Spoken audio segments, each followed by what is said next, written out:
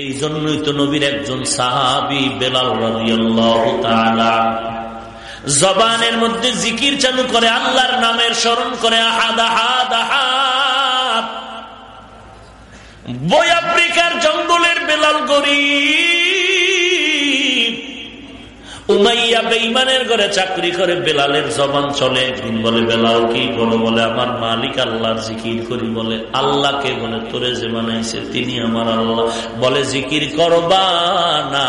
বেলালের আঘাত দাও মাত্র জিকিরের আওয়াজ আরো বেড়ে গেল। কারণ জোয়ারের পানিতে বাদ দিলে যেমন পানির জোর বেড়ে যায়, ইমানওয়ালার ইমানের উপরে আঘাত করলে ইমানদারের ইমানের স্পিরিট বেড়ে যায়।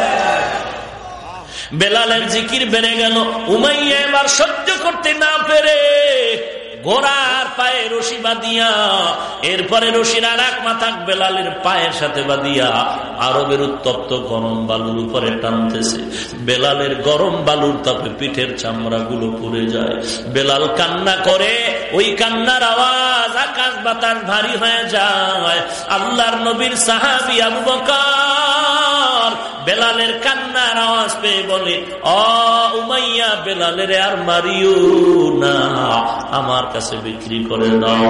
আর তোমার একটা গোলাম আছে, তোমাদের গোলাম, তোমাদের ধর্মের আমার থেকে বদল করে নাও, বেলালের আমাদেরকে দিয়া দাও। এর নবীর উম্মতের দল এই উমাইয়া বেলালকে তো কষ্ট দিয়েছে, বেলাল তারপর মনটা বেজার করে নাই, চোখের পানি ছেড়ে কান্না করেছে, আল্লাহ দুনিয়ার কষ্ট দেয় সহ্য করা সম্ভব, তুমি আমাকে ধৈর্য ধারণের তৌফিক দাও। এরপরও চাই আমি কিয়ামতের দিন যেন জাহান্নামের আগুনে জ্বলতে না হয়।